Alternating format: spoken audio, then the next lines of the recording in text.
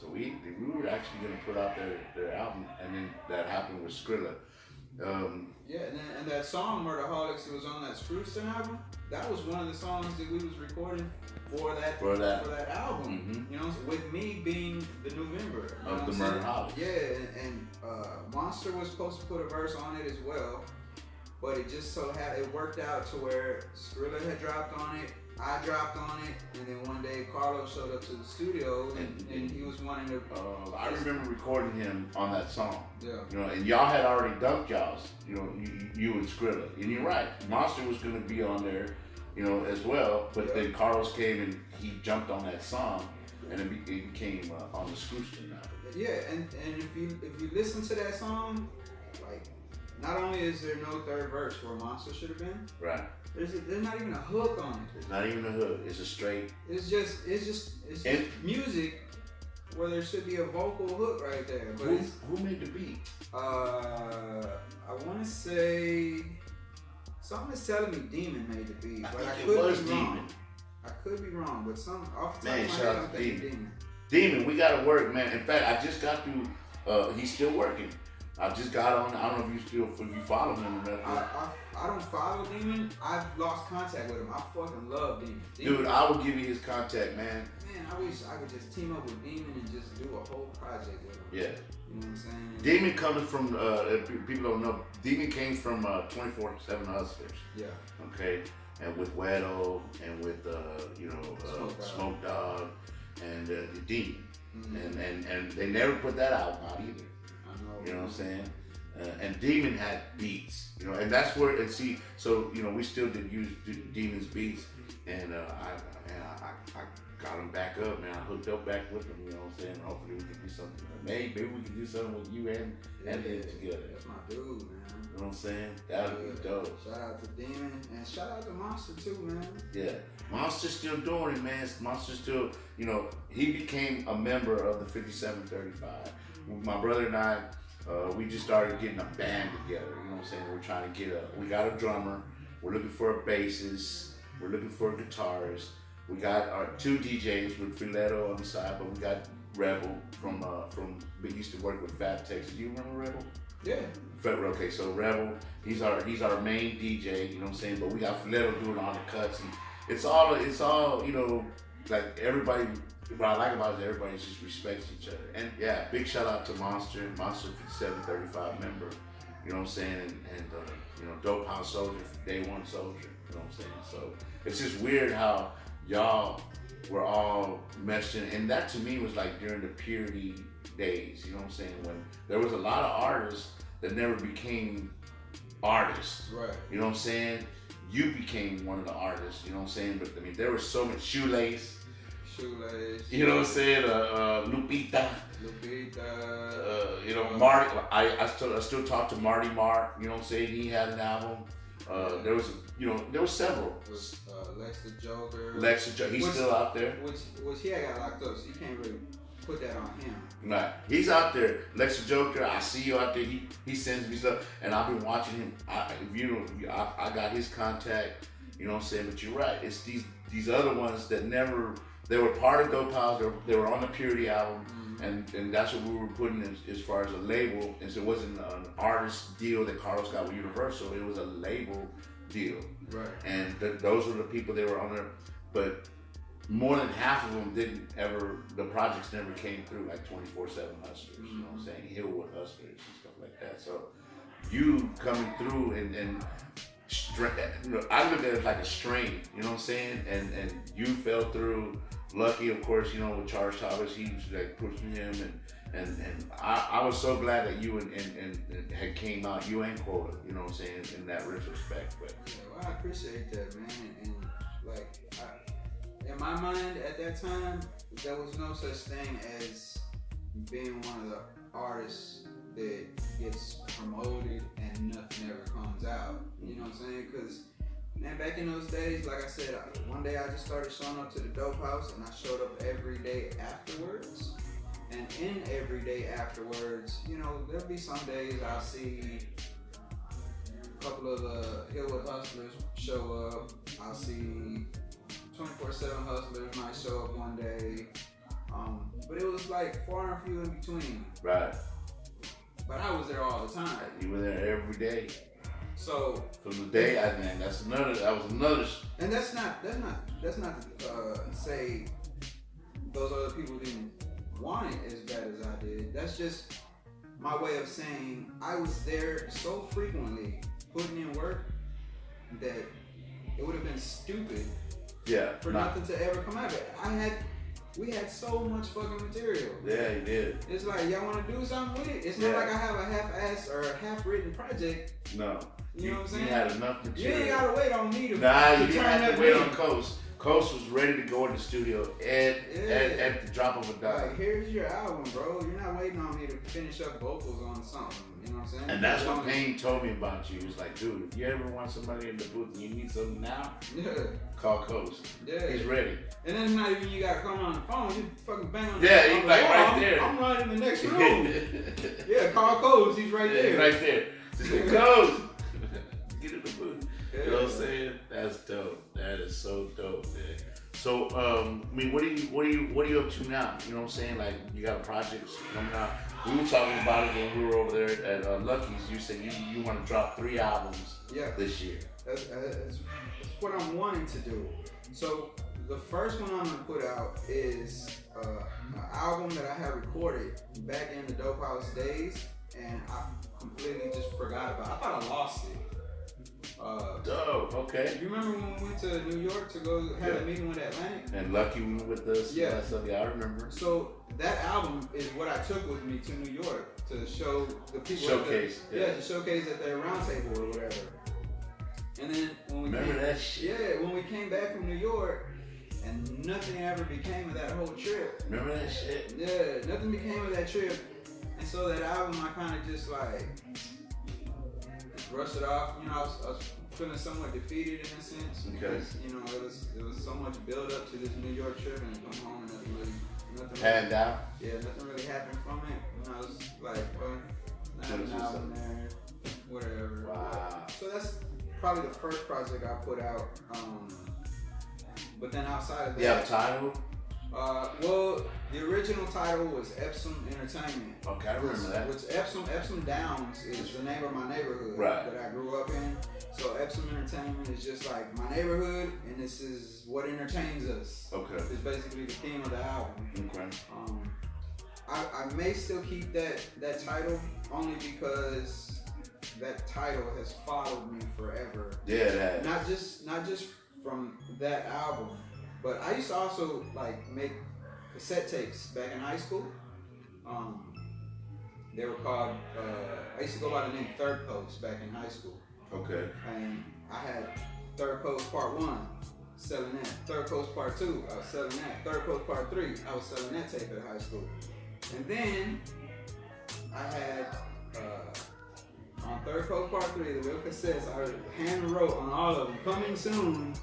Epsom Entertainment would be the next album. So this album is been your album that you always wanted to put out and never did. It never did. It got recorded. I just That's never dope. put it you out. heard it first. That's dope. Yeah. So it's finally gonna make it. You gotta keep it. You gotta keep it. I probably will, man. Just because of that nostalgia. Just because of that. Because it means something. It don't mean nothing to nobody else. It shouldn't. But it means something to me, so I probably will keep it. That's what it should be, man. Yeah, I vote for that, man. And then outside of that, I'm currently working on another album with a group of producers out in McAllen. Okay. I'm doing an entire LP with them, full length, and also GT Garza wants to do some work with me. GT Garza. Yeah, he wants to put an album out. Not he and I together, but he wants a Coast album on his La Máquina. La Máquina. Or he's going by the Platoon. Shout out to GT Garza. Yeah, so actually once I leave here, I'm gonna go meet with Garza and we're gonna talk some of the details about concepts and things of that nature. That's dope. So yeah, the 3 projects that I got my fingers crossed I can have out by the end of this year. I think you can do it. I think so too. And then I look forward to and if I got any other time, outside of those 3 projects, you know, I know Lucky wants to do another Timeless project. Yeah. So I'm That all album about that. is dope. I love the Timeless album. Oh man, dude, from beginning to end. It's one of those albums you can actually listen from beginning to end. Yeah. And you can hear every song. You're not, I as far as I'm concerned, I haven't yet. Well, I gotta go straight to my song, but I love the verse you did, you know, on Ventilation. It felt like you were ventilating. Right. You were venting. That's exactly what it was. You know what I'm saying? And it just poured out. It's one of those songs that you're notorious for not doing a. Love you. You never do a 16/8. People don't know what a 16/8 is.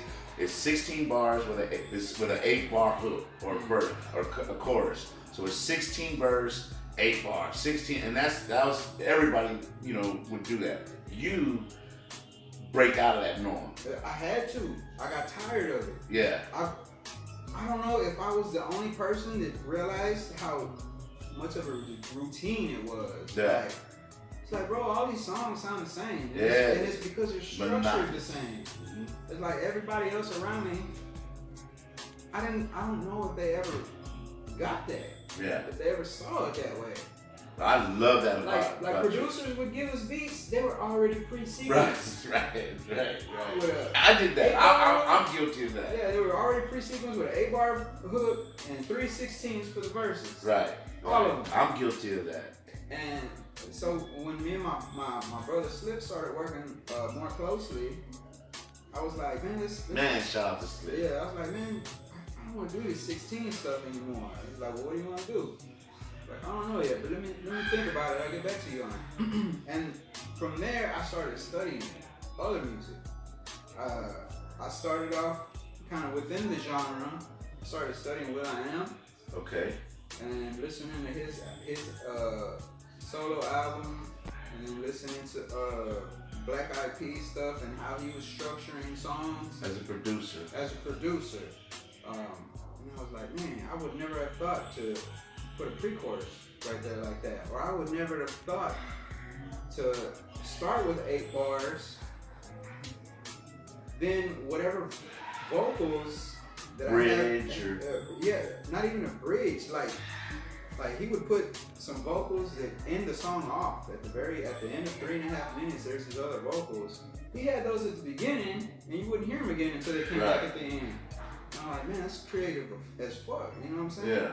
And so from there, I took whatever notes that I got from that, and I started studying other types of music. I started listening to a lot of John Mayer music. Okay. And I started listening to his stuff. He would put, in a lot of instances, like a 12-bar verse, no first chorus. It would just be him playing some guitar. Right. He'll come back around and drop another 12-bar verse. Then at the end of that would be the first time you heard a chorus come in. And then he would break off into a guitar solo, like this big production of a guitar solo.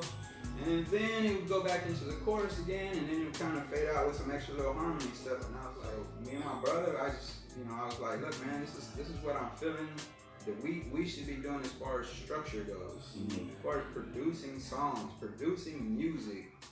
Because I can't stand to have to do another 16/8, 16/8, fade out. I don't want to do it no more. You being his brother, I mean, like me and my brother, I guess he's like, cool.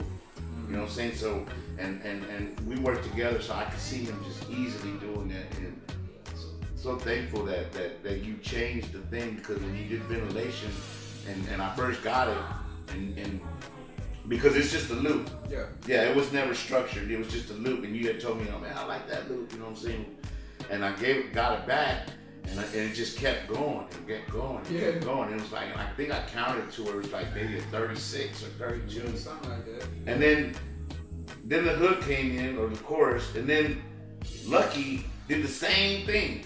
You know what I'm saying? Which was brilliant. You know what I'm saying? Because then I'm listening to, and he vented. Yeah. And that's why I love that y'all called it Ventilation, because y'all both vented about what was going on in y'all's, life or at that moment. You know what I'm saying? And that's why, that's just another reason why I'm a fan of yours. Yeah. Because you just you even on the Brain Dead song that you produced. Yeah. Like that one, I start off doing a 6-bar hook. Like who does that? Right. Who does a 6-bar hook? But it just flowed. And everything came natural. I did a 6-bar hook. I think I did a 16-bar verse, right? I don't even think it was 16. It might have been shorter. Might have been shorter. I think it was shorter. Like 12. Yeah, and then I came back in with my 6-bar hook again. I remember that. And then after that, Lucky comes on. And then after Lucky's verse, I don't bring the hook back in. No. I do some completely other Totally. I remember showing that to Rebel, and I was like, this is genius. Yeah. And that's when I started telling my brother, like, this is what, and I'm telling my brother, and my brother, he's from rock and roll, right? So he's like, yeah, that's dope, man. We never thought of doing it. I said, man, because coast is coast, man. Yeah. You know what I'm saying? And dude, he's just another, it keeps it interesting. It does, man.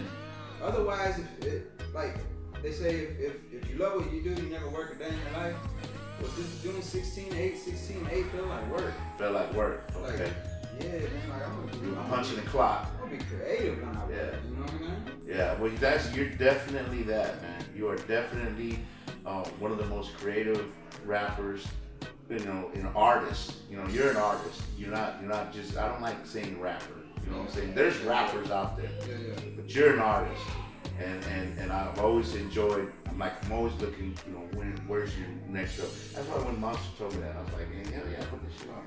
And when I heard it, I was like, it blew my freaking mind. I was like, damn, dude. Yeah. This is why I can't listen to Coast, because my life changes. You know what I mean? And it was life changing. Like seriously, even the structure of the way you do it. Believe it or not, I mean, you changed the way I look at it. But to bring it full circle though, for you to say that,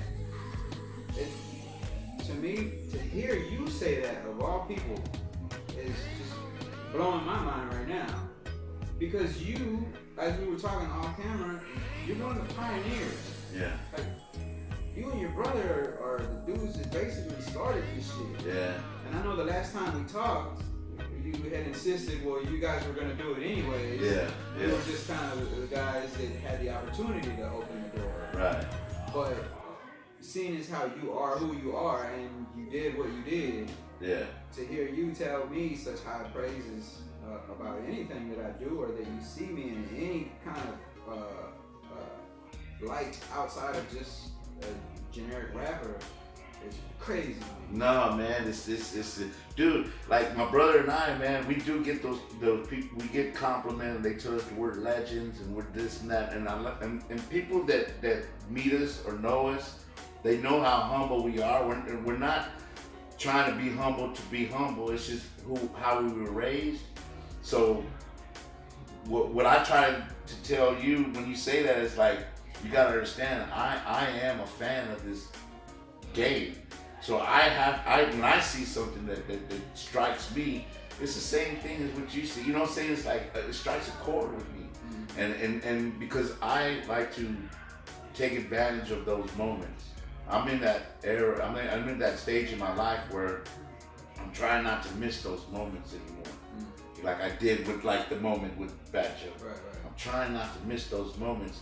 And when I see something that I like and it moves me, I want to make sure that I tell that person, man, you moved me, dude. It's just, music to me is the language of the world. You know what I mean? Because no matter what language you speak, music is just universal. Absolutely. You know what I mean? And it's the only way to me that we can all relate and come together. So when you're doing something that moves me, I'm not gonna stop. I'm not gonna do it anymore. I'm not gonna hold back and not say it. And I should have said it a lot more back in the past. You know what I'm saying? Lucky, you, Lucky. I mean, there's a handful of y'all. It's not like there's a lot, but there's a handful of you guys that just amaze me. Y'all, you take me to another realm. You know what I'm saying? And I applaud you. I thank you for that. Yeah. Because you keep me on my toes. I gravitate to people like that. That's why Lucky and I work together right. still after all this time. that's why Lucky and I approached Shadow Ramirez like, hey man, we're working on this project. You got anything you can contribute to it? You know what I'm saying? Like, I appreciate that, man. Like, I'm the same way. I gravitate to things that just amaze me. Yeah. You know what I'm saying? Like, I don't want to do anything with somebody just because it's an opportunity that, nah, man. Like, if I'm gonna work with somebody, especially on a project, it's because I feel there's something that might be a little deeper in surface than just someone that's good at saying raps, putting rhyming words together. I feel like there's something deeper when I work with Lucky. Yeah. You know what I mean? Yeah. And y'all are two total different. But it's always been that way because I've known Lucky for almost 20 years now. Yeah. And it's always been that way. Like I told Lucky before to his face that back in those early days, he was a completely different guy. Yeah. He was the type of guy that I was not comfortable hanging with. He was a lifestyle. He was a wild boy. But with that said, even back then, when I would listen to his music, I caught it. You know, I was like already, like I see this dude is something special. Mm-hmm. I just can't hang out with him. Right. No, you're right. I can't keep up with him. I can't even. At the time, I feel like I couldn't even be vulnerable enough in front of him to let him know that I think he's an amazing talent. Wow. You know what I'm saying? But here we are these days where he's more the family man. Yeah. He's you see his show, the Luciano TV, man. Plug in, man. Yeah, he's a lot more calm. You know what I'm saying? He's got his head is right. Yeah. And so now, like I said, I told Lucky to his face, like, man, back then I couldn't fuck with you. Although I always admired what you do. Yeah. You know what I'm saying? So now here we are, 20 years later. Now let's try. Let's try to do something. Now let's do it. I did the same thing. A lot of people ask me, why'd you leave Dope House to go be with Shut 'Em Down? I gravitated to it. In fact, Shut 'Em Down, the people that were at Shut 'Em Down, I fucked with first. You know, Fileto, you know, Lord Loco and Ike Mans. So, you know, and they're like, yeah, but Dope House had, you know, everything. You know what I'm saying? I said, but see, what I love about you and like Lucky, I didn't do it for the money. I didn't, you know what? I don't even get my royalties like I should have. And we know we've been through, you mentioned it earlier, the Dope House, you know, carousel. It was just like the runaround. Yeah. You know what I'm saying? Yeah, it was hard. We all went through that with Dope House. You know what I'm saying? And they know. Yeah, they put us on the you know, my brother, everybody's like, man, y'all did the Day of Unity, man, why they put you on the baby stage, man, in the back. Me and my brother, man, we don't care. I mean, you put us on the street, on the sidewalk, you know what I'm saying? We're going to perform and we're going to do our thing. We'll put our can right there. If you want to put in $1, that's fine. You know what I'm saying? But my life is already built to where I don't need to worry about money. You see, I got my family, man. My family and my friends mean way more money than any money or any jewels could bring me. That's my treasure. So knowing that, I see that in you. Gravitate towards you because I see that music is that's what I think keeps you going. That's why I asked you earlier, like, what does it keep you going? It's the music. Funny story I just thought about right now when you said Shut 'Em Down.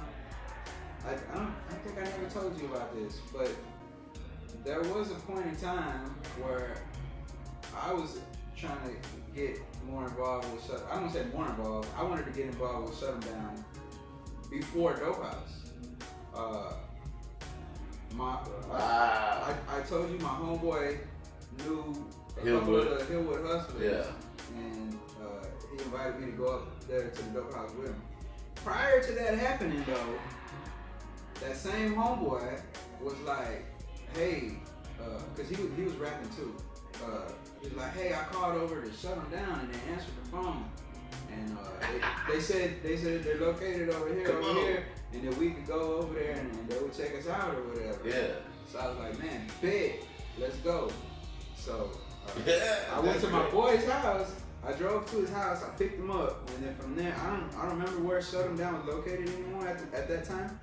But I picked up my boy. We drove over to shut him down, and I remember we walked in. I saw Villain was at the computer. Lord Loco was hanging around, and I want to say somebody else was there. I can't remember who else was there. But I showed up. Like I said, I used to sell cassettes. Right. At school, I showed up with one of my cassettes, and I was trying to hand it to Villain, and Villain grabbed it, and he was just kind of looking at it. Like, Yeah.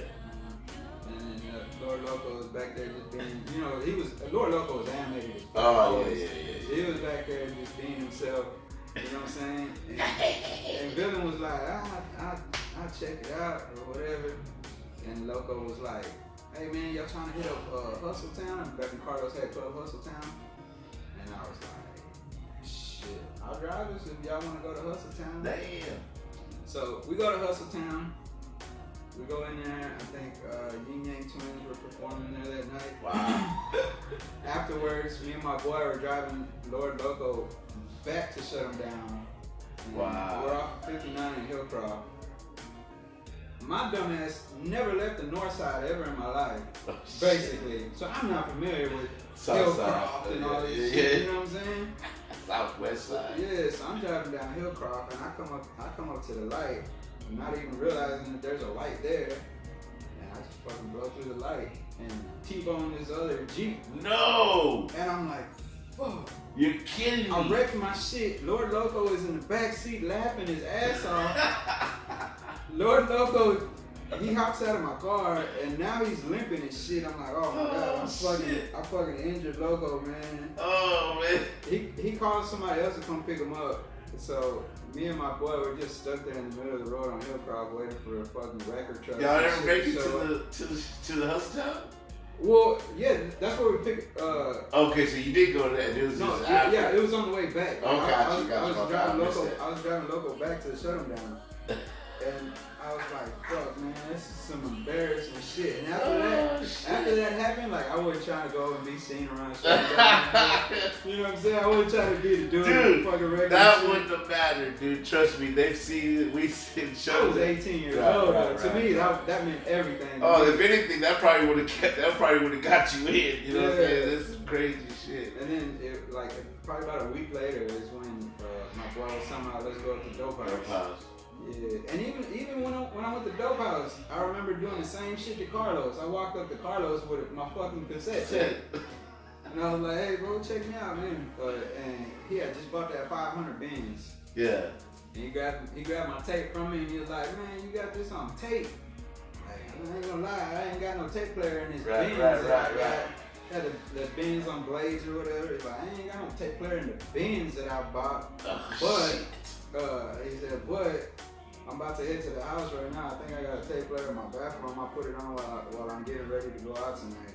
And I was like, man, I appreciate that. Yeah, listen to it, bro. Yeah.